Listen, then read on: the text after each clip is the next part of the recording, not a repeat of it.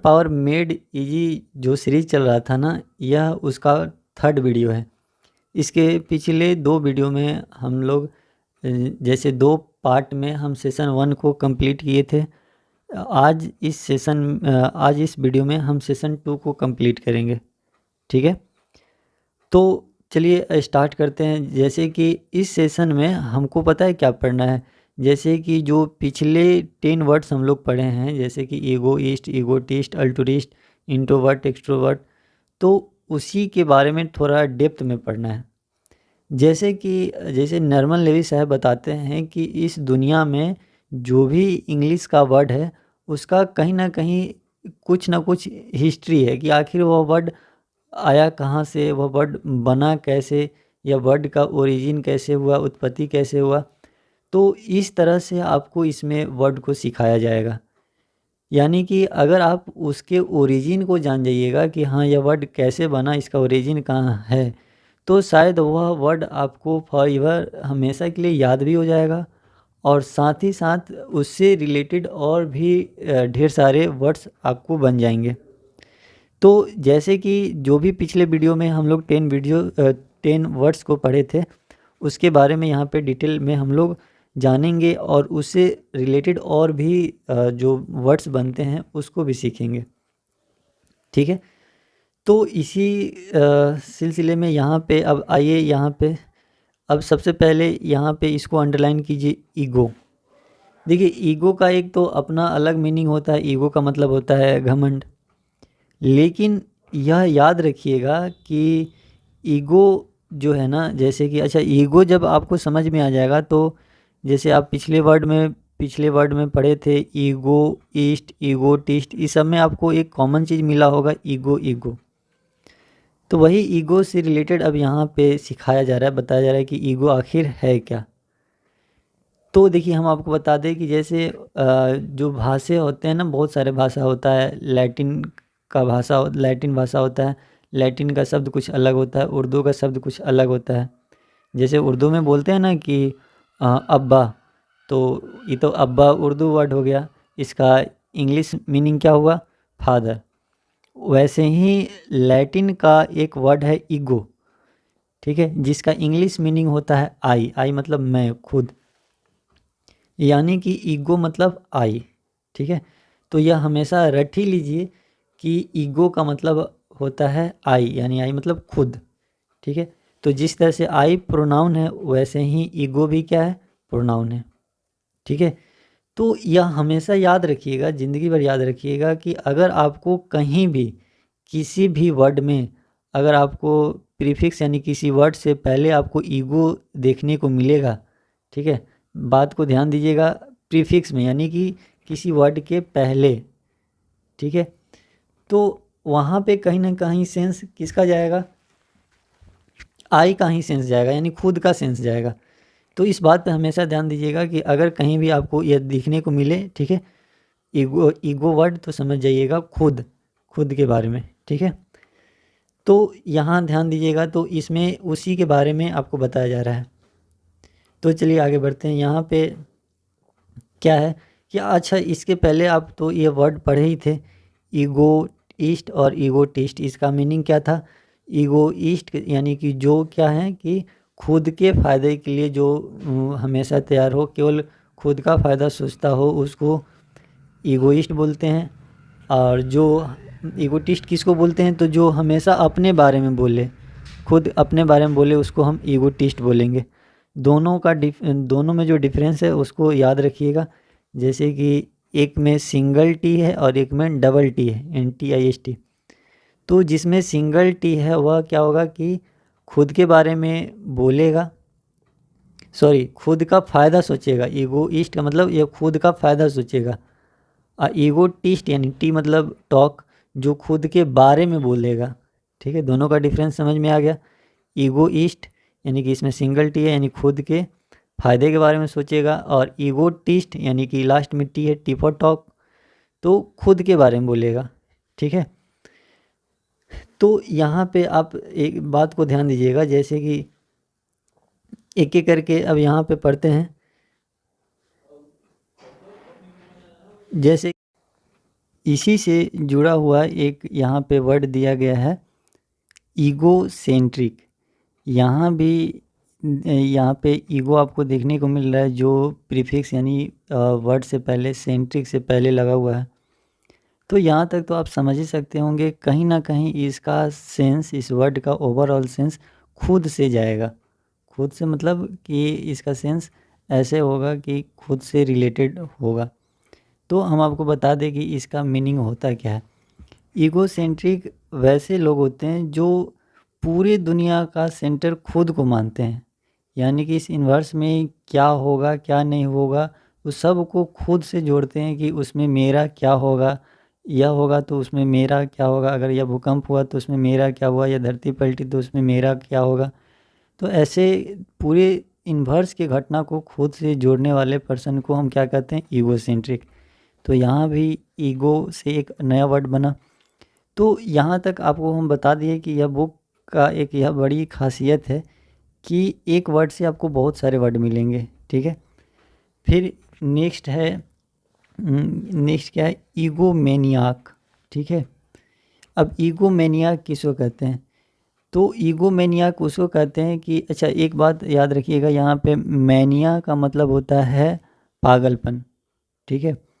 यानी कि वैसा पर्सन जो किसी भी मतलब किसी चीज़ को पाने के लिए, चाहे वह उनका डिज़ायर हो या कोई नीड हो या कोई भी काम हो, उसके लिए वह पूरे हद तक चले जाएं, उसको ईगोमेनियाक कहते हैं। यानी कि वह एकदम पागल टाइप का हो जाए, वो अपने ड्रीम को पूरा करने के लिए, या मतलब वो किसी भी हद तक जाने के लिए तैयार हो, ठीक है। चाहे किसी की हत्या काहे नहीं करना हो, मतलब हर एक हद पार करने के लिए तैयार हो, तो वैसे पर्सन को हम ईगोमेनियाक कहते हैं।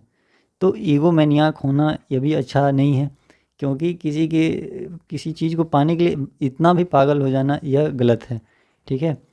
तो ईगोटिस्ट और ये जो यहाँ पे ईगोइस्ट जो थे ना, वह तो ऑब्नोसियस थे, यानी कि हाँ वो लोग थोड़ा, वो लोग टाइप के लोग से घृणा करते हैं। मीन्स समझ पा रहे हैं, जो ईगोइस्ट होते हैं चाहे ईगोटिस्ट होते हैं, वे लोग जो समाज में जो लोग होते हैं, ऐसे लोग से क्या करते हैं, घृणा तो करते हैं, पसंद नहीं करते हैं। बट ये जो ईगो से मैनियाक होता है ना, ईगो मैनियाक बहुत खतरनाक है, या मतलब ये पागल ही समझ लीजिए, किसी भी चीज़ के लिए पागल हो जाना, तो ईगो मैनियाक नहीं होना चाहिए, ठीक है। तो यहाँ तक तो आपको समझ में आ गया, ठीक है। एक यहाँ पे और वर्ड है मॉर्बिड ऑब्सेशन। इसको हम क्या बोलते हैं, किसी चीज़ के लिए पागल हो जाना को हम मॉर्बिड ऑब्सेशन कहते हैं।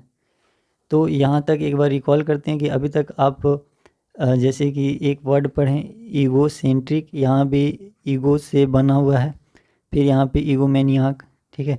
फिर आगे देखते हैं इसके, अच्छा यहाँ पे एक और चीज़ देख लीजिए, जो ईगोसेंट्रिक है ना, इसका दोनों तरह से यूज किया जाता है, नाउन की तरह भी और एडजेक्टिव की तरह भी, ठीक है।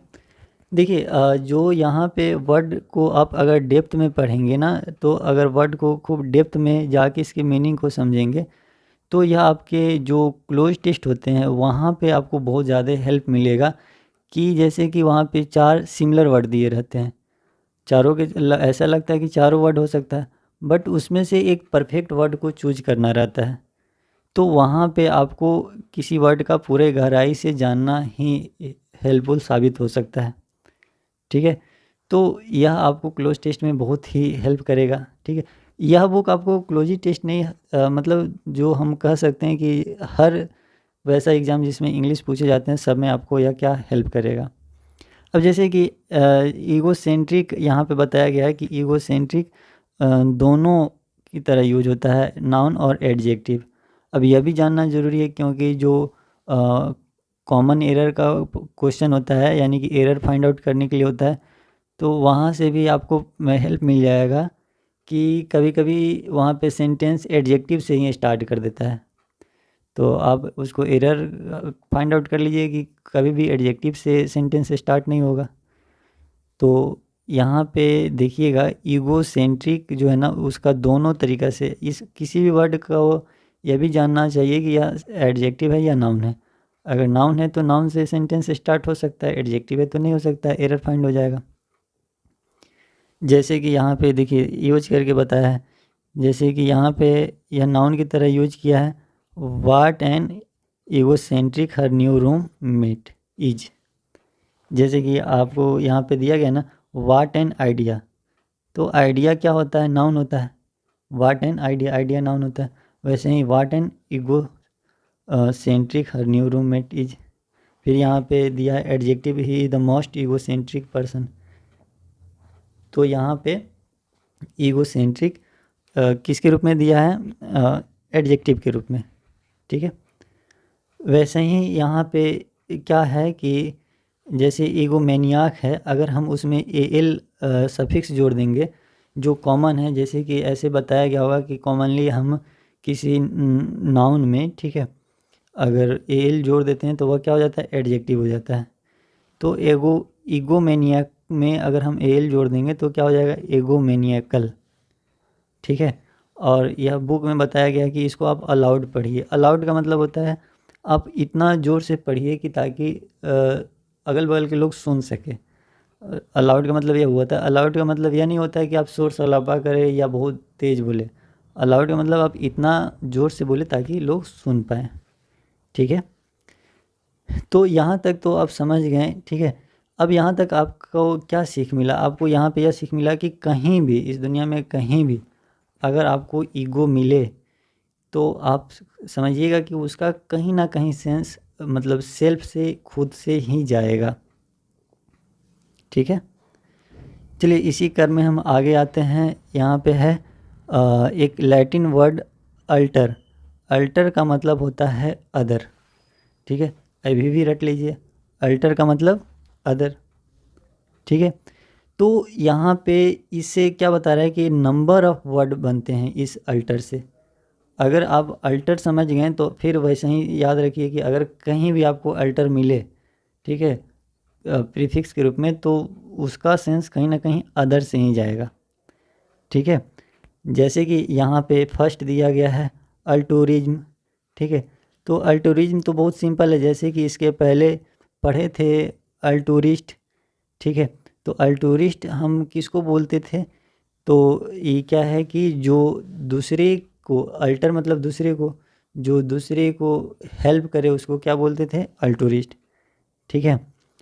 अब क्या है, अल्टूरिस्टिक्स किसको बोलेंगे, तो क्या है, यह एक एडजेक्टिव हो जाएगा जो मतलब दूसरे के बेनिफिट के लिए जो अगर एक्शन किया जाता हो, जो दूसरे के बेनिफिट के लिए जो वर्क किया जाता हो, तो उसको हम क्या बोलेंगे, अल्टूरिस्टिक, ठीक है। तो यहाँ तक तो समझ में आ गया होगा कि अल्टूरिज्म है, तो यहाँ पे समझ में आ ही गया होगा कि जो लोग दूसरे के बारे में सोचे, ठीक है। यहाँ पे आई रट लीजिएगा, IMS, अगर कहीं भी IMS अगर लग गया है तो इसका मतलब होता है सिद्धांत, यानी बिलीव या यकीन करना। यानी कि जो लोग दूसरे के हेल्प के लिए दूसरे लोग के बारे में सोचे, ठीक है, जो ऐसे सिद्धांत को रखते हैं उसको हम क्या बोलेंगे, अल्टूरिज्म। ऐसे सिद्धांतों को हम क्या बोलेंगे, अल्टूरिज्म। तो यहाँ भी अल्टर का सेंस कहीं ना कहीं अदर से आया, ठीक है। तो यहाँ तक तो समझ में आ गया कि बहुत सारे हैं, ठीक है। अल्टूरिस्ट का मतलब जो लोग दूसरे का वेलफेयर के में सोचे उसको हम क्या कहेंगे, अल्टूरिस्ट, ठीक है। और अल्टूरिस्टिक तो यहाँ पे समझ में आ ही गया होगा कि अल्टूरिस्टिक किसको कहेंगे, ठीक है। सॉरी इसको, ठीक है। अल्टूरिस्टिक क्या होगा, वह एक्शन या वह कोई एक्टिविटी जिससे यह दिखे कि इसमें लोगों का फ़ायदा है, ठीक है, ठीक है। इसके अब आगे क्या है, अल्टरनेट। तो यहाँ भी क्या है, अल्टर आया है। अल्टर का मतलब क्या होता है, अदर। तो यहाँ पे अल्टरनेट का मतलब होता है skip one another and take other, यानी कि दूसरा, या नहीं दूसरा, या नहीं दूसरा, अदर, या नहीं अदर, या नहीं अदर, यह नहीं चाहिए हमको, अदर चाहिए। तो उसको क्या बोलते हैं, अल्टरनेट। अल्टरनेट का मतलब skip one another and take other, ठीक है। तो यहाँ तक समझ में आ गया। तो एक ऐसा भी होता है कि alternate in a debate constant convention the other person who will take over the origin choice enable to attend. Alternate वहाँ भी यूज किया जाता है कि अगर किसी डिबेट या कॉन्टेस्ट में या कोई भी कॉन्वेंशन में अगर कोई absent होता है तो उसके जगह पर कोई दूसरा, उसके लिए क्या किया जाता है, अल्टरनेट वर्ड का यूज किया जाता है। ठीक है, तो एक बात यहाँ पे आप कंपटीशन के एग्ज़ाम में ऐसे अक्सर कॉमन एरर के एग्ज़ाम में पूछे जाते हैं, इसको आप दिमाग में नोट डाउन कर लीजिएगा कि अल्टरनेटिव के साथ, ठीक है, अल्टरनेटिव के साथ, सॉरी, अल्टरनेटिव के साथ कभी भी अल्टरनेटिव के साथ चॉइस नहीं लगता है। ठीक है, चॉइस नहीं लगेगा, अल्टरनेटिव ऑप्शन नहीं होता है, अल्टरनेटिव अदर नहीं होता है। यानी कि जब अल्टरनेटिव लग गया तो उसका सारा सेंस उसी में आ जाता है। कभी भी अल्टरनेटिव के साथ अल्टरनेटिव चॉइस नहीं हो सकता है। ठीक है,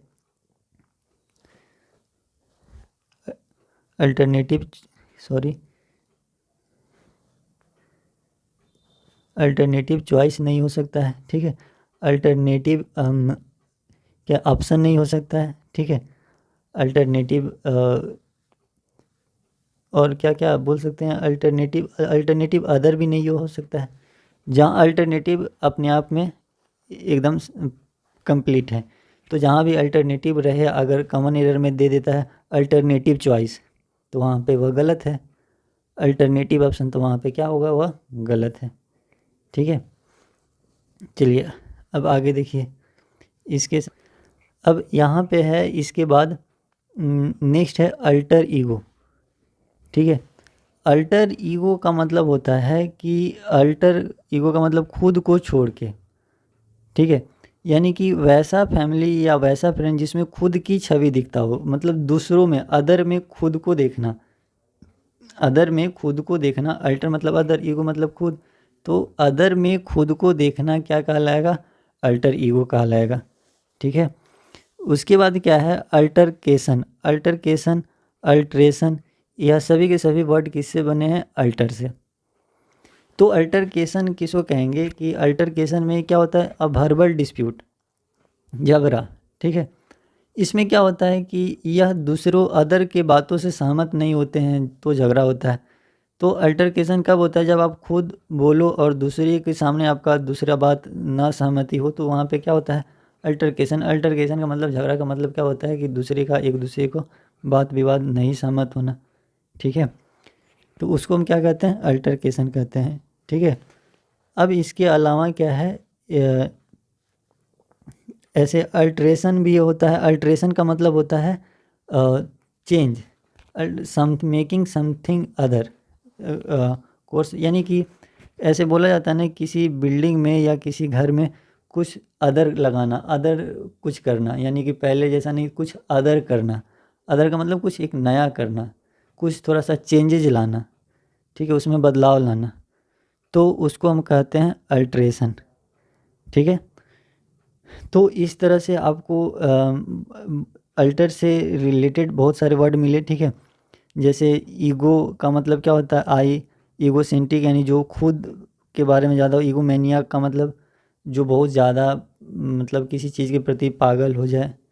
ठीक है, तो यह जो सेशन 2 था, सेशन 2 का एक और पार्ट आएगा जिसमें हम लोग यहाँ पे क्या करेंगे, जो मैचिंग वाले क्वेश्चन हैं इसको करेंगे, और जो यहाँ पे एक्सरसाइज दिया गया है इसको करेंगे। देन हम लोग जो सेशन 3 है उसको स्टार्ट करेंगे। ठीक है, तो फिर मिलते हैं अगले वीडियो में अगले सेशन के साथ। ठीक है।